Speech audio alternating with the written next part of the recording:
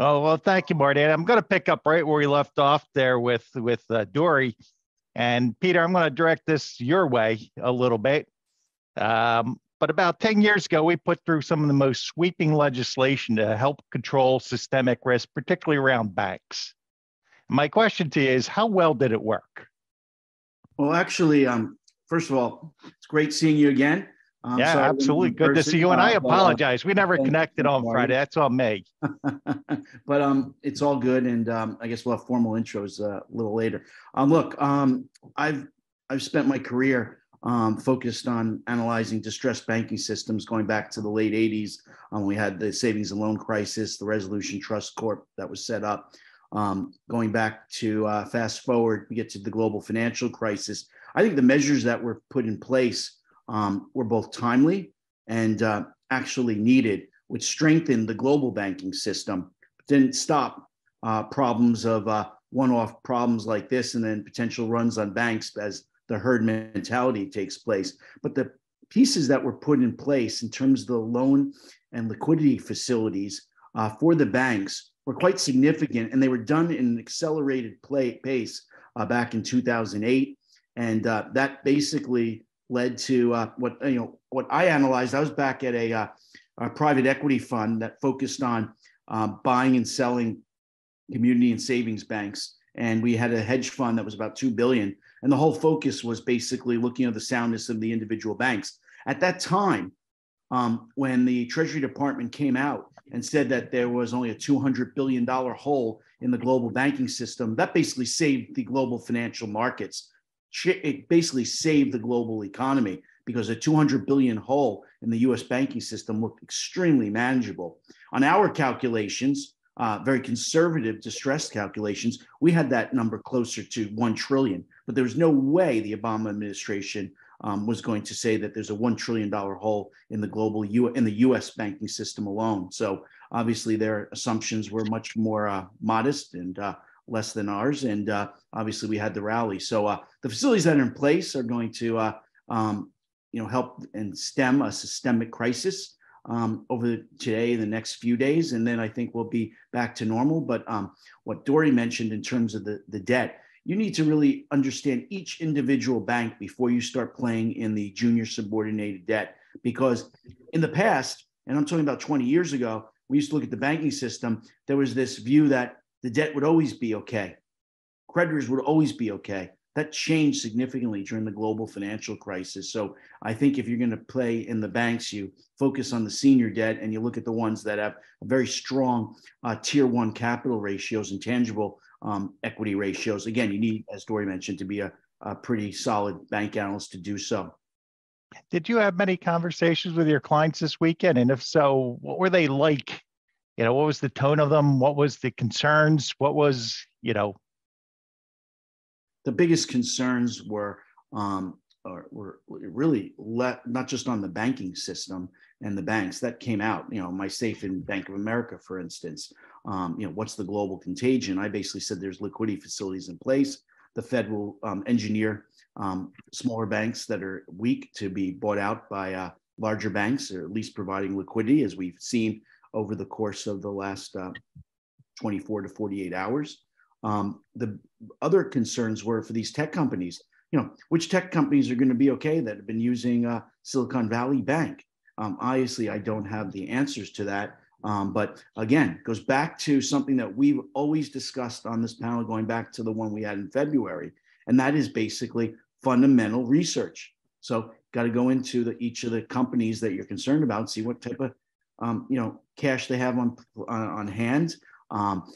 Are their revenues are significantly hurt? Is their cash flow hurt by any of this? If not, because they don't have significant exposure to Silicon Valley Bank, then that's a buying opportunity. However, if they were a small tech company that was doing, one of their initial rounds, and those monies were deposited with Silicon Valley Bank, they may be okay. They may not, depending on how important the Fed feels that this bank is important. So, clearly, it's an individual analysis of each of the companies that were vulnerable in this space.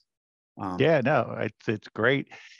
Scott, I'm going to toss it over your way a little bit here because you represent institutional investors as a lawyer, and I want to be very careful on that. You're an attorney, not somebody who sits in that seat. But what were your conversations like, and how big of a deal is this to to the LP community, given that it was really hitting the VC market, the private equity markets, and so on down the line? Yeah, well, actually, I haven't really had any conversations with my clients about this yet. It's all pretty new, and I'm more on the front end. Occasionally, I may have helped investors with disputes with the fund managers, so to speak, but the underlying portfolio is really out of my purview. But what I anticipate is coming is, what do we do on the front end when we're looking at managers, we're looking at asset classes, from a legal perspective to prevent against this sort of thing. And there's not a whole lot from a terms perspective one can do, but from a diligence perspective, right? I think people are going to really start looking at the level of due diligence and just how far you go down into the portfolio from a fund investor standpoint, right? If you're a pension plan or something and you're investing $300 million, $500 million, $1 billion with a fund sponsor, you can afford to do the diligence necessary. You really can't afford not to do the diligence necessary to ask the critical questions, right? And before this, the last few days, I was thinking more about crypto, for example, which is an asset class I personally am not a big fan of. But we had the FTX issue, and effectively the relationship between FTX and the hedge fund and what was going on there, right? And so looking at things like what kind of related party transactions are going on is always something that I've looked at from a terms perspective, but what's actually happening in the portfolio versus what the fund documents say are often very different things. And so I think from a diligence perspective, definitely related party transactions, really understanding the nature of the portfolio, whether those are private assets or public assets. And now we've got a new one, right? Like, let's say you're going into a venture fund or a private equity fund or something like that. Do we start asking questions, or do my clients and their ODD and their business diligence teams start asking questions about, what are the banking relationships? How many banks does this portfolio company have? Where are its deposits? Like, do we actually look at the banks themselves? Which ones are they picking? That sort of thing, right? Because those portfolio companies, maybe not so much on the deposit side, but are they going to be disrupted, right? Are there going to be delays in making payroll, right? Like, the deposits might be safe, but when the employees don't get paid because there's some uncertainty or what's going on, what happens to that portfolio company, right? I know, like, just talking to somebody over the weekend at our wonderful festival, South by Southwest, I happened to run into a venture capital, somebody who works for a venture capital fund, and one of their big concerns was, a number of their portfolio companies were with Silicon Valley Bank, obviously, and payroll is coming up on Monday. So, rightly or wrongly, there is a perception of concern among the VC funds themselves and probably the employees is, am I going to get paid tomorrow, right? And that in and of itself could be a self-fulfilling prophecy and a negative death spiral. So thinking about, we're going to learn a lot in this process right now, and I'm sure that it's very easy to overreact. I think there's a lot of overreactions in the market, but we should learn some things about the diligence process. And do we need to add a couple, proverbial boxes, and not just to check, but actually do the work and figure out whether there's a new risk that has not been factored into the investment process. Great point, Scott. Thank you. Blake, I want to shift it over your way. You're a CIO and advisor to many family offices and foundations. What have your conversations been like this weekend with your clients, and what are their concerns and issues surrounding this whole thing? Well, fortunately, I had a dinner which was fortuitous with a senior partner at Kirkland & Ellis who runs the restructuring group, or is a senior guy in the restructuring group. So it was really fun. you know, like Scott, I've talked to one client. We've kind of suffered in terms of looking like a dope over the last few years by not going into all things Cathie Wood or crypto, or, holding cash when even people like Ray Dalio said don't hold cash because, of where inflation is. But it's periods like this, and I'm kind of a value guy, that are really exciting because a lot of interesting assets get mispriced, or might get mispriced in the near future. So it's really, for people like me, it's time to kind of roll up my sleeves or our sleeves and start looking for things. And I'll go into a little bit more of that in a moment. But I find periods like this, and they're rare, but if one can endure the pain and the pressure of the fear of missing out on the way up, which is not easy. We get a lot of complaints by clients and prospective clients in terms of not being in some of these really fancy areas, but it's worth it to enter into periods like this that are a little bit distressed, and we'll see where it bails out, or comes out. But yeah, that's great point. Thank you.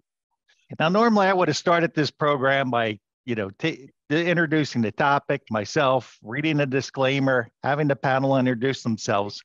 I sort of wanted to jump in because I felt it was great to jump off Dory's momentum, and sort of get this conversation, sort of bring people in how it's impacting on manager selection here very early. My name is Mark Heil. I'll be moderating this panel. I'm institutional sales for Pacific Premier Trust, a division of Pacific Premier Bank, which I'm proud to say is on very solid financial foundations here. So we're in a we're on good footing. We are one of the largest and most experienced non-fiduciary alternative asset custodians. Over the weekend, I had a number of conversations with asset managers who are concerned and interested in moving their monies to more secure beaches, so to speak, and I'm very glad to help them do that. My disclaimer: working for a trust company and a bank is information presented here is for educational purposes only and is not intended as and may not be relied upon as tax, legal, investment, or other advice. Pacific Premier Trust performs duties of a custodian and as such does not evaluate, recommend, or endorse any particular investment opportunities. You are advised to consult your advisors for specific guidance regarding your investments. Investments are not FDIC insured and are subject to loss, including principal. And I'll just add on that, to the extent I offer an opinion, it's my own opinion and not that of the bank. So for the next 45 minutes or so, we're going to have a conversation. We're going to delve more in this area. And certainly, I think as Peter put it the last time we spoke, good old-fashioned due diligence. And I think he and Scott are very interested in having that conversation. So I'm looking forward to that. So with that, I'd like the panelists to each introduce themselves. Scott, since you're the host here, I'm going to have you introduce yourself, talk about your background. Sure, and anyone who saw the very beginning would know that I've already talked a little bit. So my name is Scott Cheskiewicz. I'm a lawyer. I've been a lawyer since 1999, and have been specializing in alternative investing since 2007. I represent mostly governmental pension plans, but a number of state and private universities as well as some family offices, some state governments, and some non-U.S. investors as well, such as governmental mandated investment managers for pension plans and things like that. I'm at a full service firm. We offer lots of different services as well. We also do some fund formation in the alternative space as well, but the practice I lead is on the institutional investor side. I will do a quick disclaimer as well, since we're doing that. I'm nobody's lawyer here. I'm not providing any legal advice, and I'm definitely not providing financial advice. If I say anything, Understand, like, I'm not the greatest investor in the world personally. I think every bank I've invested in one is ended up in a total zero. That's going to happen to me on Silicon Valley Bank. So I'm probably going to be out of the bank investing business for a long time. But at any rate, no legal and no financial advice coming from me today. Thanks. Fantastic. Peter. Thanks, Mark. So again, Peter Plaut. My company's an advisory firm focused on origination and research of deal flow investments for family offices, as well as some selected institutional investors. Our primary sectors are real estate, CTAs, litigation funding, the hospitality industry, and non-plant-based cannabis, as well as med tech. I would add one thing to Mark's question to me a bit earlier when the panel started, in terms of what are some of my clients asking for, particularly when it comes to manager selection. So I'd like to just go over a couple of things that when I've been getting calls. Actually, I've been getting calls globally because I'm based both in London and in the US. So I've been getting calls pretty much since 2 a.m. this morning. I haven't gone to sleep yet. So one of the things I've been highly and strongly recommending for client portfolios, and I've been doing this for at least the last 3 years when we had the onset of the pandemic, is CTAs. I strongly recommend that family offices, ultra high net worth individuals, high net worth individuals have some exposure to CTAs. CTAs are basically a way to reduce and manage volatility in a portfolio. They're basically portfolio insurance. So when equities rally hard, they don't rally as much. When equities fall, okay, they don't fall as much. So they reduce the volatility of a portfolio. For a GP, your worst risk is drawdown risk. So having a CTA helps to manage that volatility as well. And in terms of the exposure, I think a family office should have 10 to 20% of their portfolio exposed to CTA managers. I happen to have the honor of being an external advisor to a company called Horizon 3 Investment Management. They've been doing this for 12 years. If we go back to right before the pandemic, the whole world was basically saying, we're not going to invest in managed future funds. We're not going to invest in CTAs. They haven't shown any performance because everything was rip-roaring from 2009 all the ways on up to 2011, then continued throughout the pandemic. But the day the pandemic really started, the first couple of weeks, markets were down significantly. CTA managers did well. So a CTA manager is something that I've been highly focused on discussing this weekend. The second thing is private credit. I think, Mark, we discussed at the last panel in February that I was strongly recommending to my family office to be highly focused on private credit. This is even more important today than in the last several weeks. Why? Because private equity by its nature needs leverage in order to cause returns. The fact that we had this crisis with Silicon Valley Bank basically means the banking system, the banks are going to be much more prudent with their capital, the leverage that's provided, which means private equity is not going to be able to perform that well in the current environment. So for at least the next 18 to 24 months, private credit is going to outperform private equity. There's no doubt about that. Also, I'm looking at industries that are non-correlated to equities, commodities, debt, etc. What kind of industries are that? Litigation funding has been very important and significant in terms of non-correlated asset class over the last 15 years.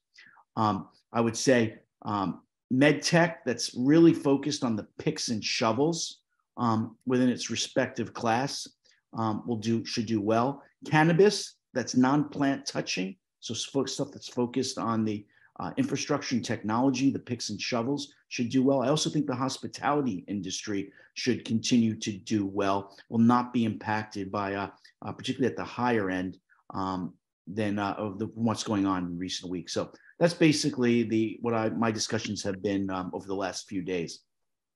Sounds great. And sounds like you touched on a lot of our agenda. So thank you. Blake, why don't you introduce yourself? Tell us a little bit about Amera Securities and what you do for them and your history. And sure. We'll go from there. Thank you. And Marty, thank you as well. I remember flying out to South by South or Marty's conference last year, and I'm such a dope or Luddite. The guy, I'm sitting there, and it was entitled South by Southwest, and I'm thinking, well, that makes sense. It's south, and it's certainly west of Atlanta. And I'm talking to the guy in the plane next to me, and he said, "What are you doing?" I'm going to go to this conference, South by Southwest. I had no idea that South by Southwest was a big, huge conference that basically took over the city. So don't seek me out for the cutting edge technology investments. And I kind of wear two hats. I've been in the business since the mid 80s, and I've been in alternatives, pretty much solely focused on alternatives since 99. In the past, I founded and ran about a $400 million stat arb hedge fund. We had a interest rate long only, or actually long short fund, directional interest rate fund, and then we had a relatively modest sized fund of fund back when they had fund of funds. And I ran a trade finance company with offices in Brazil and South Africa. Today, I'm a managing director of Amera Securities. Amera Securities provides financings for basically small companies, both public and private, A round, seed round, sometimes B round companies. And we, on occasion, will represent a fund, although we haven't done that in a while. And so we've just done a large raise for a company that does gene editing for the agricultural business. It looks like they're going to go public via reverse merger, which is probably a smart way to go. We are currently working with a medical device company, a plant-based protein company. And what I'm really excited about is we're raising a debt offering for a listed company in Toronto that is issuing green bonds. And Peter, I would agree with you. I think an area that is very interesting is private credit. On the family office side, basically, I try to work with families on a consultancy basis, looking for niche managers. You don't need me to go and we don't advise on overall portfolio allocation. You don't need me to get into BlackRock or some of these major firms, but we do find really interesting niche managers. And my focus on looking at those managers is identifying managers that have moats around their business, moats around their strategy, that are niche. Sometimes they're capacity constrained. And we look at them as if we're investing in a business, even though we're not investing in the GP, but we take that same approach. So yeah, that's it. Hey, Scott, I want to sort of come out to you a little bit. It's March 13th. Year-end financials are due in a couple of weeks to the LPs. Obviously, a lot has taken place, just in the past few days, but there was already some things going on. We were hearing about the denominator effect, and we were hearing about pressure on some managers to do write-downs and things of that nature. So as this date and time comes, what are you expecting? And maybe not you, but your clients are expecting, as a result of these things? Well, hopefully there will be some sanity put back in the valuations in the private company portfolios. That has been an issue. I've had clients who've expressed concerns about their asset allocations. The fact that their private portfolios have not been written down and are now at unrealistic valuations has caused some issues, especially for like the public pensions that may have statutorily driven or at least investment policy driven asset allocation models, right? I know personally, and this is more of a long only versus hedge fund issue for one client, but we had to put some hedge fund investments on hold for a couple months due to the denominator effect. And because they had a statutory limit on how much they could have in hedge funds.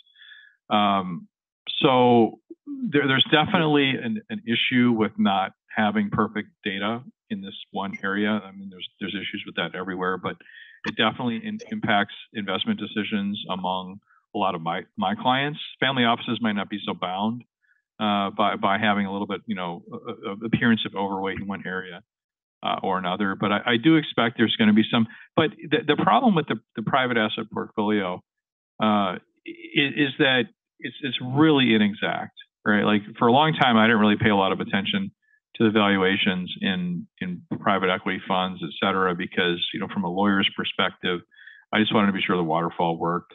And the waterfall was always based on realized, whether it's a European or American style waterfall, it's ultimately based on what you actually get.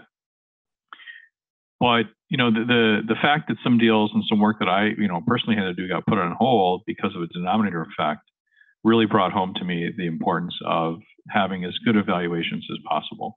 But I think everybody, who dabbles or deals in that asset class understands that, the discounts that people apply when valuing private companies, there's a lot of room for error in there. And that's precisely why the private equity and venture capital carried interest model, or one of the main reasons why it exists the way it does, based on realized valuations rather than just a NAV-based structure like we have in hedge funds, because the pricing is so suspect, right? I did want to say one thing that just popped into my head. I wonder, I'm personally curious as to what's going to happen with all the venture funds that have money with Silicon Valley Bank right now, because one of the primary things that they have is subscription lines with Silicon Valley Bank, right? So the most innocuous thing that's going to happen right now is that if you're a venture investor and you've got a bunch of venture funds that have subscription lines with Silicon Valley Bank, and you're used to getting one capital call a quarter, you might be getting a lot more capital calls a lot more frequently, because whether or not they can borrow out of that subline, on any given day, might be at least delayed, right? So I would be curious, and I could be totally wrong about this. It might, function no problem, and the money's there, and it's going to be loaned out under these subscription lines. But as I think somebody else said, I think maybe it was Marty, Silicon Valley Bank had 50% of the venture market. And I know, when I would do subscription line, I wouldn't do all the legal work on that, but I would do investor letters, where the investor would basically say, yes, this is how much I have in my unfunded commitment. I am obligated to fund my commitment to the fund. There might be some waivers and things in there. Way more often than not, it was Silicon Valley Bank on the other side of those negotiations. So it's curious to me as to how available that subscription line financing is going to be for a ton of these venture capital funds right now. Peter, any thoughts on that? No, I think you hit it pretty much. So I agree with all those points. And I think, Mark, diving in, I think on this panel a little bit more into each of the individual for manager selection, maybe some key asset managers, maybe we talk about or dive into some industries, as I try to do in this environment as we look out for the next 12 to 18 months, what type of managers should we be looking at, and maybe which industries should be able to benefit or at least manage the volatility. I think those would be some questions that I would have for the panel. Sure. And that's obviously on my list, but if you want to jump into it now, go right ahead. I'd love to have yours and Blake's view on that. Well, I already mentioned the CTAs, which I think is extremely important to manage volatility. We just talked about, Blake mentioned the private credit. So that's been mentioned.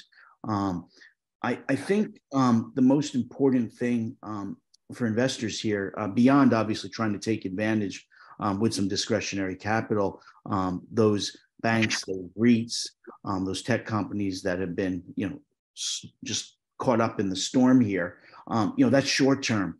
But I think, as I'm advising, stay with the thesis. The fundamental thesis that I bring to the family offices is, look, I'm not trying to help you hit it out of the ballpark. So if you want to invest in crypto, and I'm not a big fan of crypto, doesn't mean it can't go up and you could do very well, but it's a discretionary part of the portfolio. Is that 5%? Is it 10%? Is it 3%? Whatever, it's a smaller part. my job is to protect the family office's capital. I always look at my advisory business simply as a bond investor focused business. The best you can get is your capital back or your principal, plus an adequate risk for the returns, an adequate return for the risks you're taking. So you're not looking to hit it out of the ballpark. So I'm always focused. I'm a credit guy, as you know, is focused on what's the downside risk, and how do we protect principal. So I try to focus on those industries that are just boring for the most part, or at least if they're not boring, okay, they're focused on a 5 to 7 year return basis versus the vagaries of a 12 to 18 month time frame. That's why I mentioned private credit. That usually has locked up capital for 5 to 7 years. I mentioned litigation funding. It's not necessarily binary as people may think. I mentioned cannabis in terms of the non-plant touching portions. So you're talking the picks and shovels, just like in the days of the gold rush. You know, the people that sell the picks and shovels made a lot more than the guys looking for the big home runs. So again, I try to stick with my knitting, try to stick with the nuts and bolts and the overall thesis that has been put in place for the longer term. And that longer term is not necessarily next 5 to 7 years. Again, managing family offices, it's generational wealth. So over the generations, has the thesis changed by what happened over the course of this weekend with Silicon Valley Bank? Has it changed in general by the geopolitical and macroeconomic risk? If not, then, you know, stick to your knitting and just, you know, close your eyes for a little while. Well, a question Marty fired at me is, are tech companies, including large venture-backed firms, and I guess which would really come out in your due diligence on the way in, do they have enough bandwidth in their back offices to really deal with this crisis? You know, it's interesting. Saturday night I had dinner and with this guy from Kirkland and Ellis, and we were talking, and I didn't understand why companies like Roku or others had such enormous deposits with, you know, a banking institution, and why they just didn't sit and roll treasuries or buy repos or overnight paper, et cetera.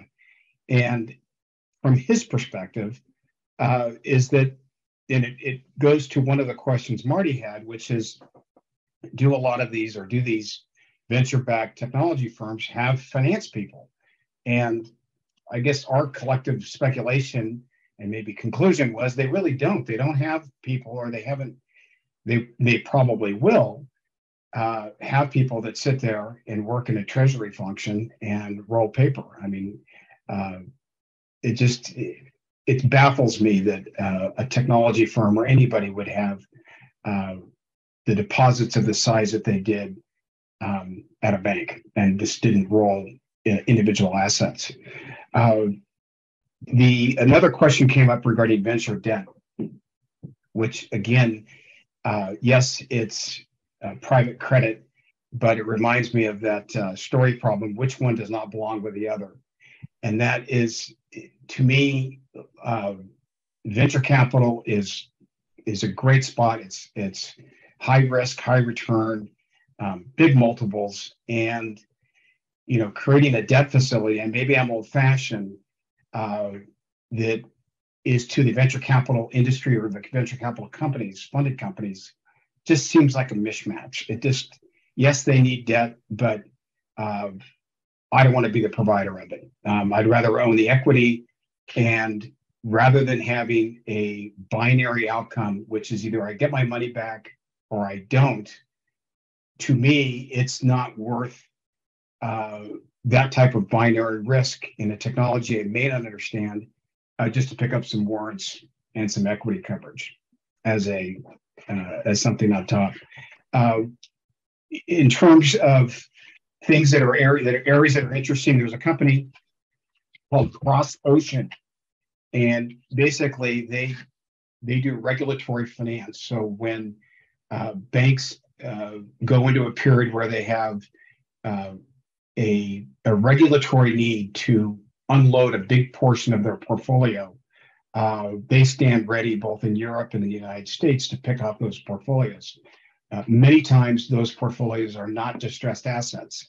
They just, you know, if Santander has a big book of business in Britain, or in London or in the UK, and it's a healthcare business, and some regulation comes in that requires them to dispose of their UK portfolios, they sell that and they got to get rid of it for reasons that have nothing to do with the underlying assets. So companies like that, we don't have an affiliation with them, but it comes to mind that companies like that are going to be in a great position to take advantage of what's going on. One last thing, and I'll let it go, is I think the whole renewable energy area, where you have the off-takers essentially being utilities, the finance into those areas is really exciting. They're great yields, fantastic assets. So that's an area that I really like. Well, I appreciate that. Thank you, Blake. Marty's given me the 5-minute sign here, so I want everybody to be aware and sort of speed up our conversation a little bit. Peter, we've referenced a couple of times back in February. We spoke about good old-fashioned due diligence. Tell me what that is in your opinion, and maybe get a little granular here. Tell us, what are you looking for? What are you listening for? What are you looking at? Yeah. So thanks. So first of all, a couple things. Forget about just investing in a tech company here. Let's just focus simply on treasury management. Okay, at the big companies, the smaller, even the small venture capitals. You just raised $10 million from a Class A round or something. You put it all into one institution. Why? Particularly given that FDIC is 100,000, maybe 250,000. That's basically if you add in SIPC protection. So, and those things are likely, will be evolved and raised, et cetera, over time. But the reality is, why would you bet on one institution? Even Bank of America putting into that, or Wells Fargo. The point is, you need to do your homework on the places that you're putting your money in, isn't simply as a bank deposit. Second, as what this panel is called, manager selection. You do your due diligence on managers that you're putting your capital in. Why don't you do the same thing on the banks that you're putting? And if you don't have the tools to do so, there's, as a person that's managing the liquidity of your company, there's plenty of tools. There's external research. There is companies that provide information on banks. I mean, you don't have to rely on Moody's and S&P and Fitch, IBCA and others, but it's there to read about, to help get you educated on, and they all talk about the liquidity of the banks, the tangible equity value. So, if you don't have any fundamental, just simple analysis skills, you shouldn't be in that department. It's not just about playing the yield curve and stuff like that and finding investments as a treasury official. So it goes back to what we spoke about previously. We were talking about ESG, right? I told about ESG has been around for decades. It's simply fundamental research. You do your research. You do it on everything that has to do with the money that you're putting to work. And if you're doing it on behalf of a family office that's trying to protect multi-generational wealth, you better damn be conservative in terms of your recommendations there as well. So that's really all I have to say. Great. Scott, I'm going to come to you next. Hypothetically here, one of your big clients comes to you and says, hey, I've got a great fund manager. I've been trying to get into him for 5 years. This window of opportunity has opened up for me. I just need you to take a quick look at the docs and make sure I'm not doing anything stupid. And when you review the terms, you notice they're very aggressive. High management fees and carry. Fund pays 100% on the broken deals. Origination and marketing costs are all paid by the fund. You need a 90% vote of the LPs to get the GP out. Deal by deal waterfall with no escrow and limited clawback. Tell me what's your conversation going to be like with your client? Do you have a bug in my office, Mark? Yeah, that call comes in quite frequently, actually. Look, I do my job the same way with every fund. Well, I mean, some clients will ask me for like a real high level point. I still review all the documents. Some get a much more detailed write up. But at the end of the day, I'm looking at it from, is it market? Does it work?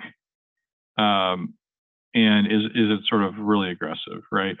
When clients come to me, they usually know that the waterfall is American or European. Sometimes they don't know if it's like, I've seen this a few times, pure deal by deal, like the old school, every single deal is completely siloed.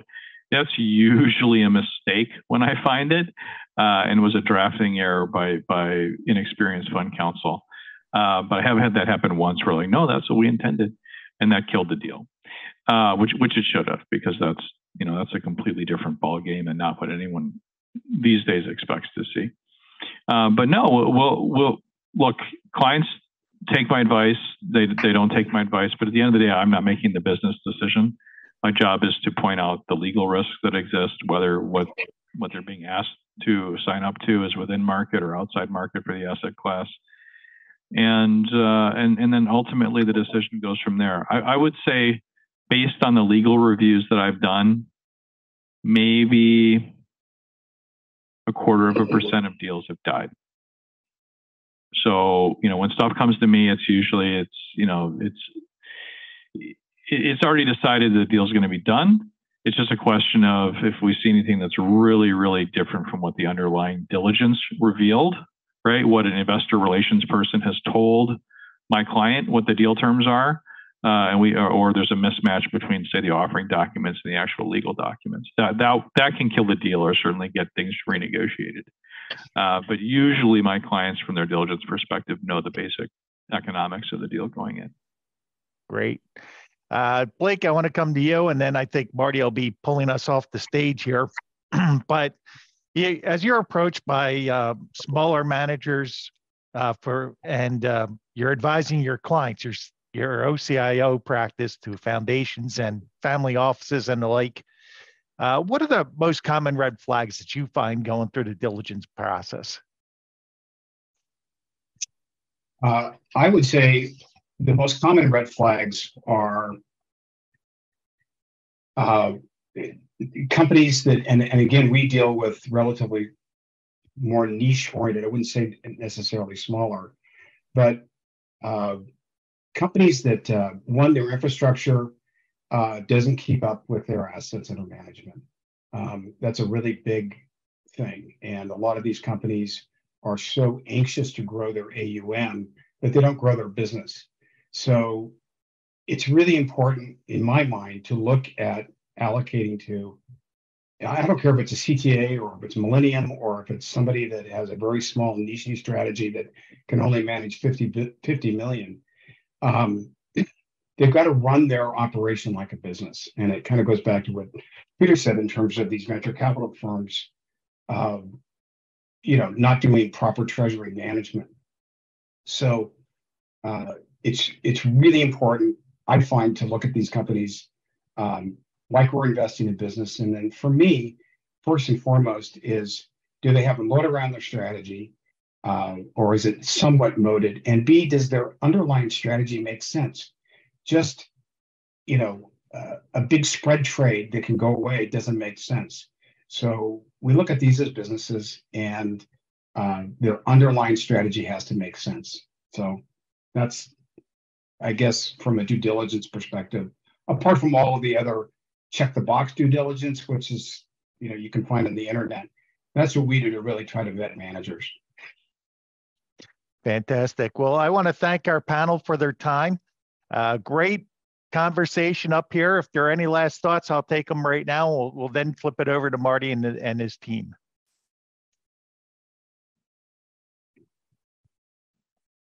Marty, thanks again. Thank you very much.